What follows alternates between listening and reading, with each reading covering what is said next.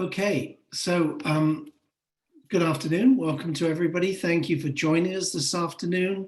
It's a great pleasure to be able to speak to Sam Moyer about her exhibition Tone, which has just opened at the gallery. For those of you who have been able to see it, you know it's a really wonderful, very intimate exhibition that has a very particular character. For those of you who've not been able to see it yet, we look forward to welcoming you to the gallery to see it. And so I'd like to start off by asking Sam, we're going to talk in some detail about the work and about the particular characteristics of the work. But I want to start off by asking Sam about the title, because I think the title for the exhibition is actually really crucial and very important to many of the things that we're going to discuss. So Sam, can you tell us where the title Tone came from? Yeah, tone, I really like the flexibility of the word tone, that it represented so many things, a sound, a feeling, a color, a vibration, and listening to the news nonstop throughout the entire pandemic. Tone was a word that was just sort of, it was a go-to word to try to describe how things felt. The tone of the city, the tone of, politicians' voices, the tone of the emotional weight of, all of it. So I really like the flexibility of it, but then I also really like the shape and the sound of the word. It's one of those words that really emulates itself in its visual of itself. And so when people would ask me what I was going to call the show and I said tone, it just sounds, it's just like kind of a dead word. They're like, huh, okay. But then when you read it and you see it, it suddenly sort of encapsulates all of the mega non-physical things that it entails in itself, or it holds within itself. So I think it's one of those titles that works almost better as a visual, or when someone gets to read it personally, than when someone's like, hey, what's the name of your show? And you say Tone. And I think in a time like this, where everything we experience is very one-to-one in that way, where like we're reading something or seeing something ourselves versus having it communicated to us conversationally. Well, I think it also encapsulates a number of the things that I want to talk to you about in the show, which are quite distinct with this body of work. Because, I think you're a very modest person. And when we started to look at this show in the studio, at the work that was being made in the studio, it wasn't like you were making lots of claims for having made work in a difficult moment, or during COVID, or during any sort of existential sense of the moment.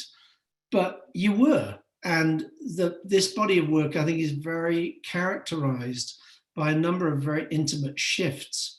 And in many ways, it's not a chronicle of the year that you were making the work in the studio on your own in a very intimate way. But it has a particular flavor. Can you talk to that point at all? Or perhaps a tone?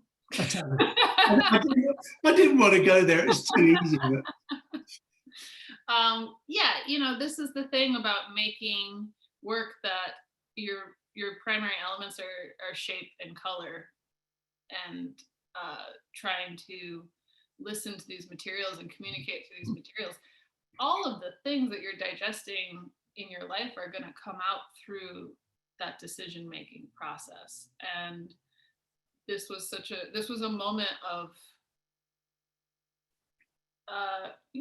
being so inside of ourselves and so inside of our own perspectives, and actually really having this space to process and think without the many hectic distractions that we fabricate or thought were so important before. And it really cleared up a lot of space for me to have a very clear moment to have a personal relationship with each thing that I was making.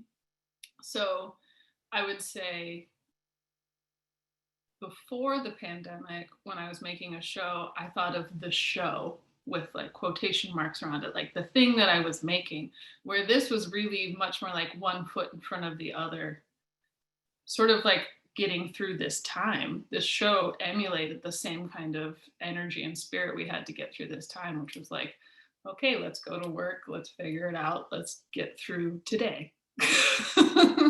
And slowly chipped away and then ended up with 16 pieces that we experienced when we installed them were so individual. It was almost, well, you found it easy to install. I found it kind of hard to get them to all play along because they were made in such an individual space, mentally for me versus it's much easier for me because I'm at arm's length from them. Yeah. And also I felt very strongly that the body, the group of works together had a wonderful kind of logic to them and an intimacy to them. That I think, probably you as the maker, it might have been much more difficult for you to have had that distance and objectivity. Well, also they're very contrasting in some ways. Like just as there's been so many peaks and valleys in these past few months. Like I've never had more faith in the human spirit, and I've never maybe been sadder. Yeah, more challenged by it. Yeah, the highs are so high and the lows are so low. And oddly, I think that the work emulates that in its tones and in the colors in the work. So we have these works that have these, soft, warm colors to them, and then we have these like deeper jewel tones that are not easy to hang next to something. It's not easy to hang a maroon next to a butter yellow, or they're just very opposing in their energy and the way they absorb or reflect light. And obviously, those feelings come together and that makes a person. Yeah. And so these works had to come together and make a show, but it was hard to figure out how to get them to collaborate in the space. I really had a lot of fun. I know you had fun. Yeah, I had a lot of fun. I had fun watching you have fun. I had a lot of fun getting them to play together. It's like a sort of a kindergarten full of. Or a party, it's like a 5-year-old party. But I know for you it was challenging, but I had a great time with it. So excuse me. I want to take a step back before we move forward further into that rabbit hole of what's particular about this body of work in this moment, and point out that of course the show came hard on the heels of the largest works you've ever made and a huge public commission in conjunction with the Public Art Fund, which is still at the corner of Central Park and Fifth Avenue, Doors for Doris. And there's an extraordinary pivot there because you were trying to complete the largest sculptures you've ever made for a public presentation in the midst of COVID, and pivot immediately to an exhibition that had a very much more intimate feel to it. Can you talk about that moment when you literally had just finished installing Doors for Doris and you had to immediately jump into the show? Yeah, it was very immediate, but that's sort of been the last 2 years with these like major life events smushing right up against each other. Like I had the baby, and then COVID happened, and then we had to continue. Well, we didn't have to. I got to continue the process of making Doors for Doris, and then all of a sudden I was on a pretty tight time crunch to create the show for your space. And I will say, Doors for Doris was so exciting because it was that moment in the summer where we sort of emerged from our shells, and I felt so lucky to have this project to work on. And I, just the thing that you have to do where you're spinning all the plates of like childcare in a pandemic and trying to travel to make this huge sculpture, and then thinking about, all of the aspects and components and, even the engineering and safety, and then also trying to make a good artwork and trying to get in the brain space to give myself, the room to really make sure that I was making compositions that I wanted to exist outside in the world for a year for everyone to see, or forever. That took a lot out of me. And I would, I can, in retrospect, I can admit it, but at the time I wouldn't have admitted it, but I was pretty burnt out. I was just tired, not in a way that I'd never been tired before, where I was having a really hard time reaching like any kind of creative stores. Like my tank was empty to a place where I'd never been empty before. And it wasn't just the excitement and exhaustion and coming down from the high of making that piece. I was realizing when I talked to my peers and my friends that we just spent this year producing without much input. It was all this we're making and doing. But I wasn't traveling. I wasn't seeing art. I wasn't getting this, even just those 6 hours you get on an airplane to yourself to think, where you don't, I don't turn the internet on. That's like the one moment I have to sort of daydream. All those little pieces that add up over time that sort of regenerate you to start the next project were taken away. So I actually sort of had to rebuild myself through the making of this show. I think that's one of the things I wanted to drill down on, and we'll get into it now. I wanted to drill down on, because I think the show has a really particular flavor. It does not at all feel like you're going through the gears or just continuing. Yeah. I think in a very, very intimate, subtle way, there are these shifts that have occurred in the preparation of this show that I want to talk about in some detail, which I think are really, really quite profound. What I'd like to do is start off let's look at some art. I'd like to look at Circle Square, which is the largest work in the show. And it's also the work we put at the beginning of the show. So there's Doors for Doris, which let's look at this. This beautiful, beautiful installation, huge installation that you made for the Doris Freedman Plaza with Public Art Fund, that's been incredibly well received and is now being extended again and kept up for an even longer period of time by the Public Art Fund, because it has been so popular. So coming off that, we've talked about that. Let's go and look at Circle Square. It's the first piece we installed at the entrance to the gallery. And for me, symbolically, it is the largest work in the show, but symbolically, it has, with Big Secret, it has a very particular relationship to the gates, and it sort of introduces us to the body of work, and then we get confounded by how this new body of work unfolds. Certainly that's my narrative. I don't know if you'd agree with that. Yeah, I would say that. The thing about Circle Square, and something you and I discussed, was that it's sort of this bridge piece that relates to a lot of the work I made before Doors for Doris, while still in conversation with this sort of softer or more fluid, newer work that's in the gallery right now. And I think that is why it's a great piece to enter or welcome you into the show. And this is one of those pieces where the scale, I feel like it's like 7 feet tall, maybe?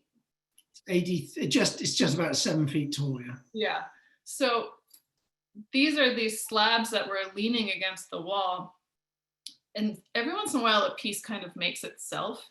And you can see that on the bottom of the piece, these two remnants actually like share a similar level plane. So they were sitting against the wall in this, very close to this relationship. And I was like, well, there it is. It literally made itself.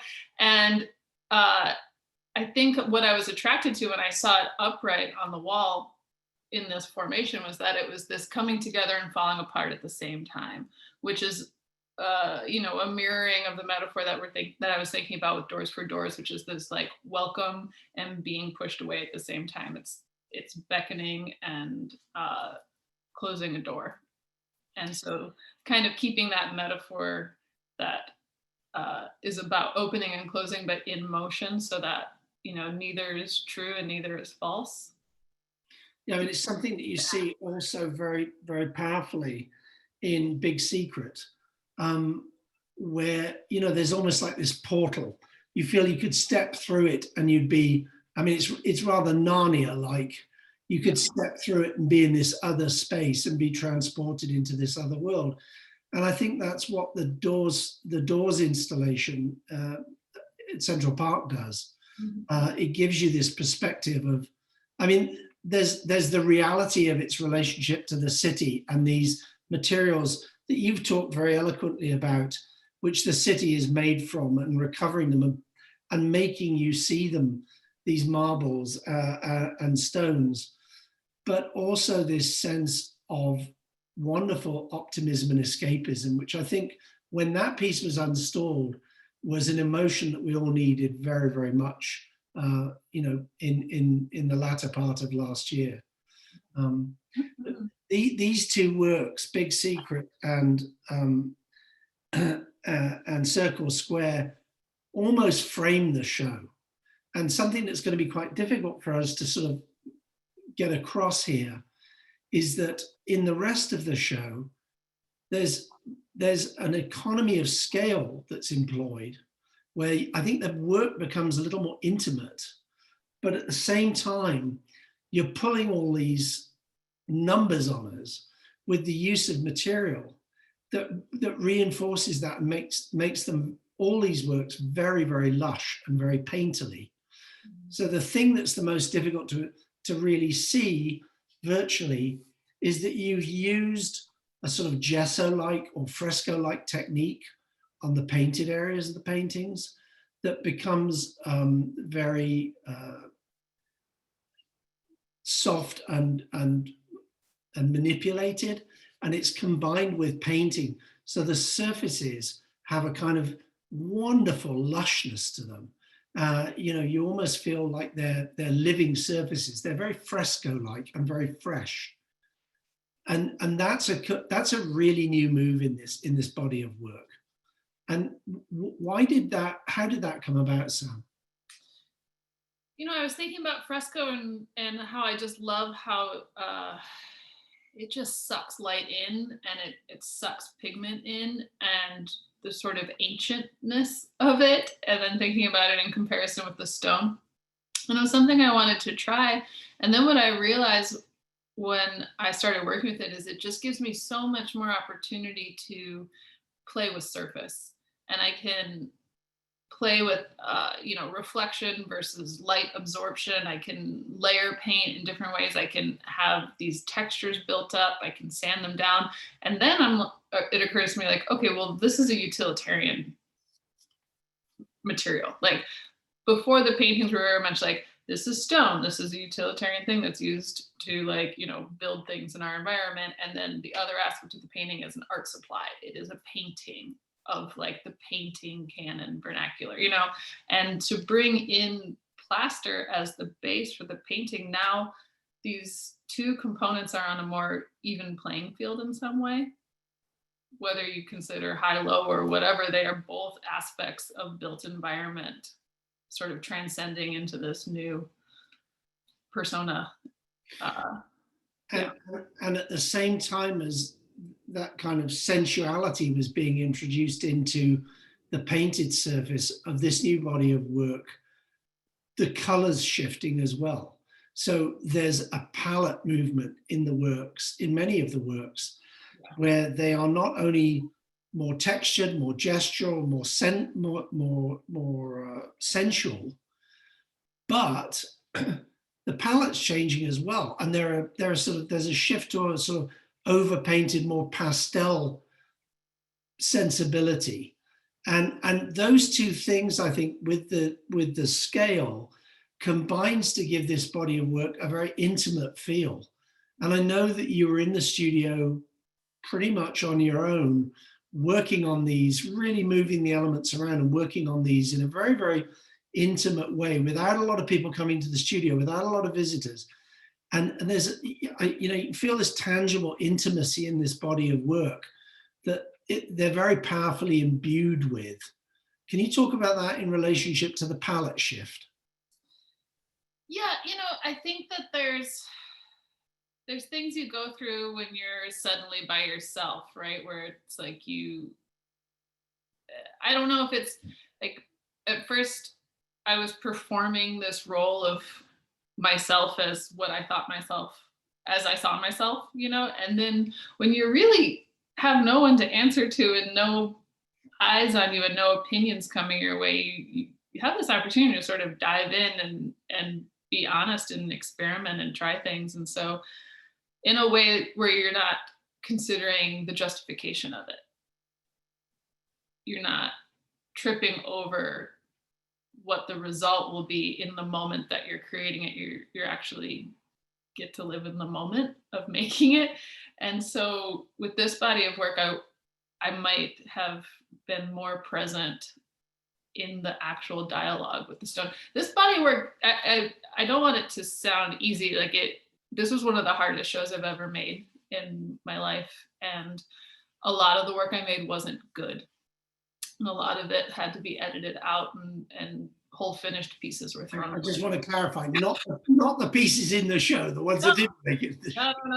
The pieces in the show, the final, are where it ended up. But it was a mountain to climb, for sure. And I don't know, that there's just a great permissive space that I found getting to work in this time, that I'd like to figure out how to hold on to when things start. Do you feel that moment of being in the studio without a lot of exterior influences coming in and the sort of isolation, and you've talked about the tone of the city even, but did that give you a certain kind of permission in the work? Yes. And what did that feel like at the time? Was it like, oh my God, I don't know what to do, or I can do anything I want? Well, the beginning was, I don't know what to do, so I'm going to do what I know. And then that wasn't working because that was performative and those pieces got thrown away.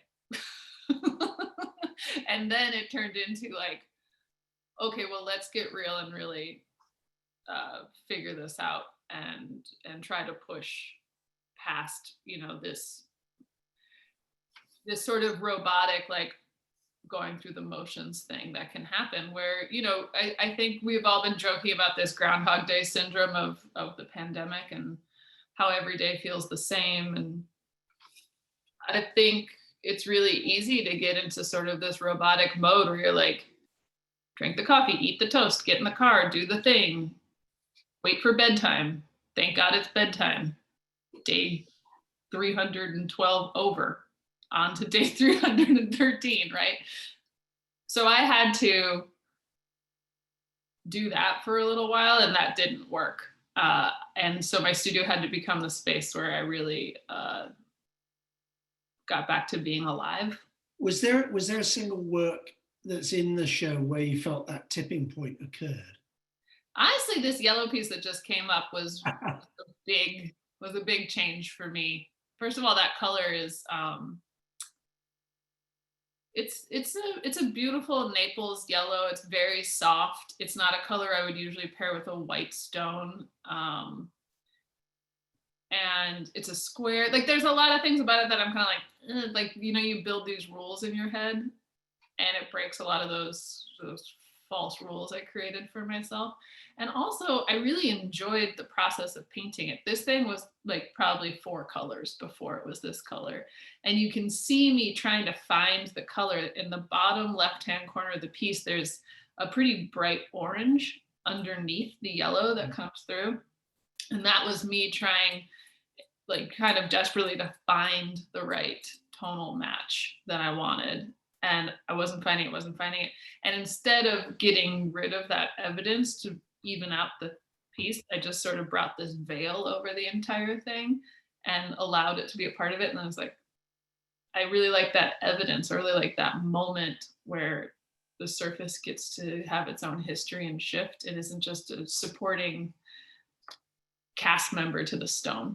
Yeah, there's a lot more overpainting in the painted areas of these new works than there has been in the past. Because they got worked really hard. Yeah, None of them got to just be what they were. Very rarely was I, the only one that did was the red and black one where I like laid down the color and was like, okay, done, good, don't walk away. yeah. So there's a lot of underpainting coming through, which is very dynamic. And I think one of the other formal characteristics of the body of work is how consistent the kind of breaking out of the square or the oblong is in the body of work. Yeah. There's a lot of the material moving outside the frame and tipping them visually that occurs in a lot of the work. Sort of tipping the visual balance, which I find very dynamic. And you can see it in this piece. The lower piece of marble kisses the bottom edge and it effectively makes the bottom edge. But the other piece, the piece on top, not only appears to have dinged or cracked the bottom piece, but shoots off the right-hand edge. So there's a lot of dynamism to these through the harder material, the stone, which is balanced by this softer overpainting, which is very intense. Yeah. So formally, I think they have a very different feel. Yeah. That's it. Yeah. Yeah. I mean, no, I agree. I think that there's a lot more action in the stone. There's a lot more. Well, you can see it in this particular. Yeah. The stone isn't just representing stone. It's a very active visual. So, I mean, one of the things I really love about this body of work is I love your titles. I know it's a very superficial thing to say, but things like on the flip side, Butter Friend, Trouble Mind, Little Picture, Good Night Nobody, Hound of Heaven. I mean, where the hell are these titles coming from? They're so great. I mean, they're just wonderful. Well, I mean, so there's they're all kind of moments in my life. It's the autobiographic moment in my life. So on the flip side, that's just like a funny joke that Eddie and I say to each other all the time, like, get you on the flip side. Like, we obviously are going to see each other in 3 hours or whatever. And I really liked, this was actually like a mirror of what the flip side would be, whether if the flip side was like good and evil or heaven and hell or the opposite side of the world. So I thought this one represented a good visual of like what is just like a jokey, dopey phrase in my life. And Hound of Heaven was, well, obviously it's from the poem Hound of Heaven, but there was this great clip that was circling around of Colbert asking Phoebe, what's her name, that wrote that sexy British show, Fleabag. He was like, is the fox the Hound of Heaven? And he got so excited praying that she had based that fox on the Hound of Heaven. And she was like, no. Nope. I was like, oh, just lie, just say it was. He was so excited. Little Picture is, John Prine lyric. And that also looks like a picture. And he's Little Pictures is kids. He calls kids little pictures. I can go through them all if you want. On a more serious note, I mean, a lot of people, a lot of critics, a lot of writers, a lot of curators have talked extensively about how you are in some way sort of riffing on classic modernism, but updating it in a completely unique way. Mm-hmm. And I know that you have great respect for a lot of artists who were working in that period of classic modernism, like Noguchi or David Smith, and many others. Yeah. Can you talk a little bit about standing on the shoulders of that generation, but moving it into your own vocabulary and into your own space and your own generation? Yes. So a lot of the love of that work is just that it was the diet I was raised on. I think as an American kid having the privilege of having parents that, were in the arts, I got to grow up going to museums and being exposed.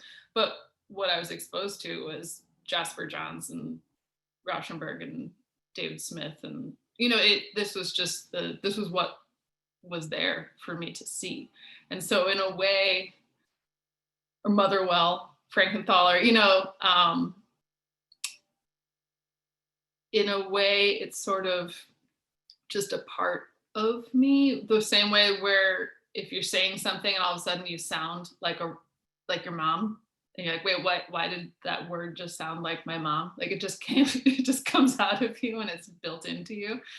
But I wouldn't say that I presently try to emulate or think about those guys while I'm working, and I'm not carrying any kind of burden of representing what their intentions or carrying on their tradition. I think that I am a student of theirs, and maybe even an accidental,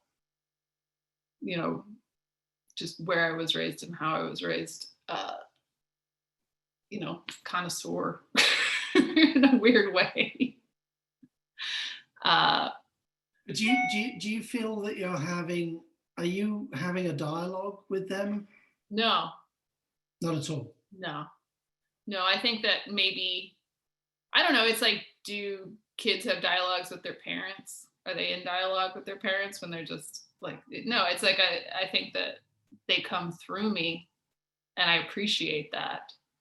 And I definitely look to them sometimes for answers or solutions or inspiration, but I am not reacting or trying to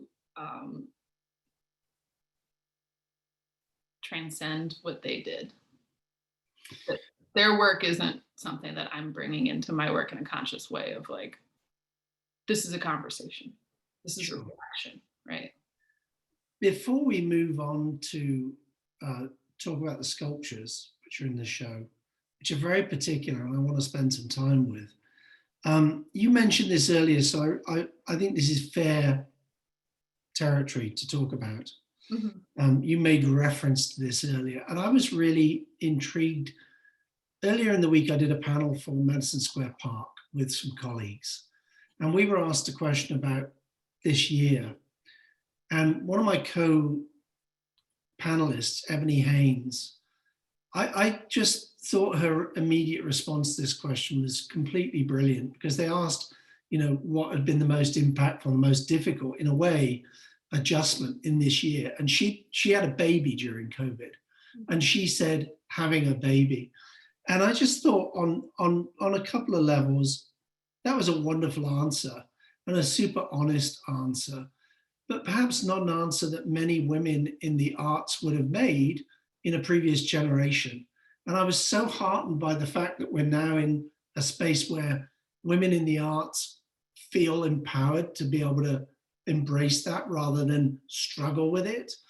And I felt very strongly in the dialogue that we had about this body of work with Lauren in the studio, who's also just had a baby, that the intimacy and the tenderness that was going into these works and the surface of these works and the softening, the emotional softening of these works that makes them so particular. I just wonder how much becoming a mother, I know this sounds like a cliche, I apologize in advance, but I just wonder, how much becoming a mother in that moment, during this period has affected the work. I mean, I know when I became a father, it changed my thinking about what I did profoundly. So why shouldn't it? Can you talk to that?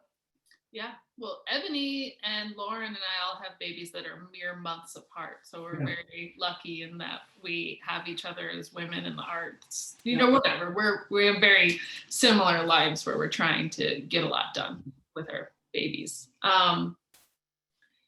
It's interesting. I think that I was a little bit poisoned by the ideas of the previous generation, and I waited a really long time to have a baby. And then when I had him pre-pandemic, I got back in the studio, 10 days or 14 days after I had him, and got full-time help and was working and trying to produce all this stuff and, made work. But I was doing what I thought I was supposed to be doing, which was not let my baby stop me from making my work, getting what I needed to get done. And then the pandemic hit, and everything hit the windshield at 60 miles per hour when we hit the brakes. And I suddenly, nothing mattered, all that mattered was Arthur and Eddie and my parents and taking care of the people I loved. And, and obviously that was a very extreme moment in the beginning, but it was a great wake up call. And this time that I've gotten to spend with him without these distractions and trips and all of this, emotional chaos that was created for what? For why? I don't know, but was definitely part of my psyche. With all of that gone, I've gotten to really, I feel very lucky that I've gotten this time with Arthur, and I've gotten to be so close with him and allow myself to do that. And 100%, this show is about dependency. This show is about that love connection between two beings or two objects. Well, And all the sculptures bear that title, dependence, and they are all codependent on each other for their very structure and well-being. Yeah. I mean, it is interesting. There is a huge difference. I've worked for decades with many women in the arts who do not have children, chose not to have children, or felt perhaps they couldn't, that their careers wouldn't accommodate them. So, I mean, I just brought that up because I do think it's there in the work, and I do think it's wonderful to see it being celebrated. And I do think it's great that those, decisions that perhaps might have been made by previous generations are not as impactful as perhaps they used to be. And let's look at the sculptures because it's a perfect segue. In the front gallery, there's a beautiful group of sculptures that, again, very intimate, small in scale, all made by you in the studio, not much recovered material, but actually constructed in a very personal way, poured in situ, all leaning and codependent on each other. They're all called dependents. Can you talk about the process of making these in the studio and, why you felt it necessary to explore this at the same time? Because there was a lot going on. I mean, the paintings would have been enough, but you've produced this entire new body of work, of sculpture as well. Did we lose Sam? Have we got Sam back? I'm back. Guess what? I got kicked off talking about Arthur because Arthur got on Zoom. Perfect. I'm sorry. He sabotaged us, but well, at least it wasn't Issa over there playing with Arthur, kicking us off. It's nice to have you back. I was doing my best to fill in for you. I'm really sorry. That was very long. That was a poor substitute. Now you're going to hear him. Sam, let's go to the sculptures in the front room, and I really wanted you to talk about this very intimate process that you went through of making these works. Okay. And duct tape Arthur to something where he can't get to the internet. God, now he's having a meltdown. Guys, welcome to my life. All right, you want me to talk about making these sculptures? Yeah. Talk about making these sculptures. Making these sculptures was really exciting for me. So it had been a really long time since I really physically made a three-dimensional sculpture with my own hands. And these are pieces, so they're two-part sculptures. One part is stone, either soapstone or pre-fabricated piece of concrete. And the other side is a hand-poured piece of concrete poured by my assistant and I in my studio. And I wanted these two pieces that, have sort of like a similar physical makeup, but one is obviously very much like handmade and one is either machine made or actually just cut from the earth in this codependent relationship. Now, the inspiration for the concrete portion came from these washed out, sorry, my vocab is gone. I don't know if you call them like retaining walls or what, but there's these incredible concrete walls on a beach near where we live in the North Fork that they just mix the concrete on site at the beach, and all of the aggregate in the concrete are stones from the beach. And they've been, hit by the water over and over and over again for years, 2 tides a day for however many years. And it slowly revealed the aggregate so you can barely see the concrete.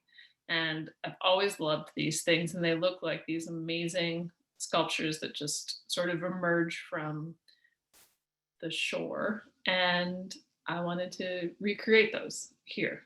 And so these are stones that we collected from the beach in Long Island, and then some of them are actually like from an industrial, what would you call it? Gravel place that sources Long Island beach stones. And then some of it are marble scraps from my studio. And I created these molds and poured them and then sandblasted them to expose the aggregate, amongst many other things that I won't bore you with. Sam, there is a kind of dangerousness to these, aren't they? They are literally codependent, and there's a kind of a leaning, propping precariousness to them. Is that important to the work? Yes. So there's 2 components to these that I want to emphasize. One is that they are drawings. The shapes were created by me just taking a marker and drawing a shape, and then the stone was cut from that drawing. And the same for the mold for the concrete part was I drew a shape, and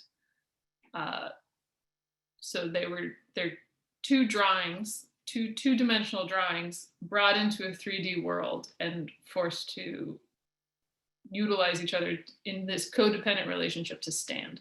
So they 100% depend on balance and,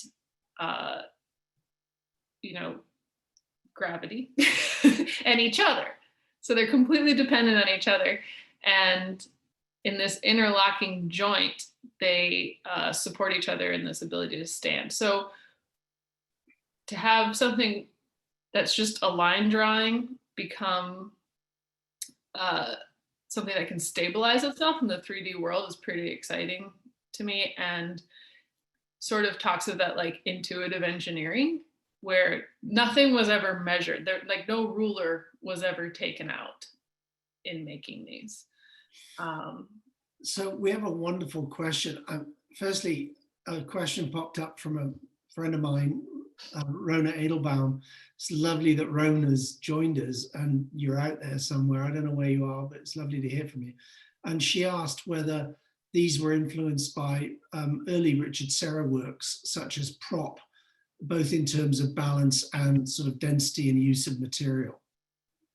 Sure. I mean, yeah, Richard Serra is Richard Serra. Yeah, he's in my brain. He, goes to the same beach that I saw these ruins at. But yes, I would say so, but I will not say that I was consciously thinking about Richard Serra when I was thinking about these. I was thinking more about like meditative stone stackers or Japanese joinery or maybe even Noguchi more, but Sarah's prop pieces where you have something so heavy and so massive in such a precarious, delicate place. I think that that's something that a maker loves to show, is that like these materials actually aren't intimidating and function in this very basic way. And we can make them, it seems like they're defying their character, but really they are just being exactly what they're supposed to be. I'm interested by the fact that you talk about these as being drawings, because that, you think of a drawing as something which is very quick and light or considered and intimate. And these may be that in terms of three-dimensional objects or sculpture, but they are pretty meaty, weighty things. They don't share a lot of the characteristics of drawing. So are you thinking about drawing more as part of your conceptual practice of thinking through things? Totally. Or, I think the drawn line where we are, I don't know, I've never articulated this out loud, so I'm going to try to do it. But basically, when we think about something that has to be safe or has to exist in a 3D world, we think about like measuring and angles and math and, what we have to do to make something work, when really it can be, and then drawing would just be like an interpretation of that thing or a sketch of that thing or the idea before that thing. But I'm trying to make that bridge happen where the sketch itself can be the thing and it can function and it's totally fine. And that, drawing can build on itself the same way that three-dimensional materials can build on itself. You could use drawing as a building technique, supply even. Kimberly Moyer actually sent us a note with a wonderful quote, pointing out that Richard Serra is quoted as saying that he uses gravity as a material. I think that's such a beautiful concept. Exactly. So I think that gravity and drawing, I don't know, they're just two things you don't consider. Well, obviously you consider gravity, but the weight being the thing that is controlling the thing that would be considered so light, such as a drawing. So it's this sort of quick hand moment, which is making a drawing, paired with this thing, which is just, a natural element, which is gravity. It's taking away a lot of the stuff of making. Yeah, I mean, I'm sure we're all huge fans of Richard Serra's, but past the work of the early '60s, which had a much more performative aspect. I mean, you wouldn't think of Richard Serra as being, as of his work as being, light or intimate. They are intimate in the sense that they embrace you and you're inside them, but they are very powerful, macho kind of works. These are quite intimate and smaller, and it's that relationship to this new body of paintings that I'm particularly interested in, where you chose this moment of not being able to be outside, not being able to have access to all these other opportunities, to make a very intimate body of work, not just the paintings, but also the sculptures, which reflect the sort of interiority of the year that we probably all had. And that these are things that you could move around. You could make yourself and you could move around very easily. So I think these have it's not a feminine quality, but they have a lovely tenderness and intimacy to them. Yeah. I will say that one of the things I like the most about Richard Serra's work is that he has these really heavy, intense materials and they appear to have this light touch, right? Whether it's that little bit of spiral or it's the massive thing leaning on a little thing where we're talking about the gravity, there's always that contradiction in material. And I think that contradiction in material is something that we share, where I kind of want something to betray its character while also emphasizing its character at the same time. That I think that we 100%, me and Richard. But anyway, yes, the intimacy of these things are very important to me, because it's really about my hand made this shape, my hand poured this concrete, my hand placed these stones. What I also find about these things is that they have so much character, not in just the sense of character of the elements that are their makeup. They also are funny. When I put this sculpture together, the one that we're looking at right now, I actually laughed out loud. Hang on, they're funny? I find them comical, yes.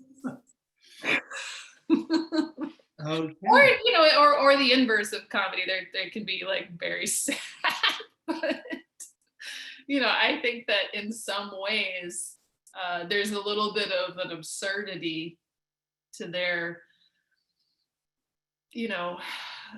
wonkiness. Well, there's certainly a great deal of playfulness to them. Yeah. You say playful, I say wonky. Okay, I defer to you. It's now almost 4 o'clock. It's 4 o'clock. And I took that cool 10-minute break. So We're out of time. You put me on the spot. I had to fill in not very well, I'm afraid, for about 10 minutes. Clearly, Arthur, who was responsible for the break-in service, is not going to grow up to be a technical engineer, we hope. Otherwise, he's in so much trouble. Horrible failure. But Sam, it's lovely to see you. And thank you for talking so personally about the work and giving us such a wonderful tour. And for those of you who've seen the show, you know what we've been talking about. For those of you who haven't seen the show, I hope you can get to see the show. If you can't, check it out online. There's lots of great information there about this new body of work from Sam. And really all that remains is to thank you all for joining me today, and to thank Sam for opening up about the work and giving us so much insight into it. So thank you all so much for joining us, and thank you, Sam. Thank you. Thank you very much, everybody. Nice to see you.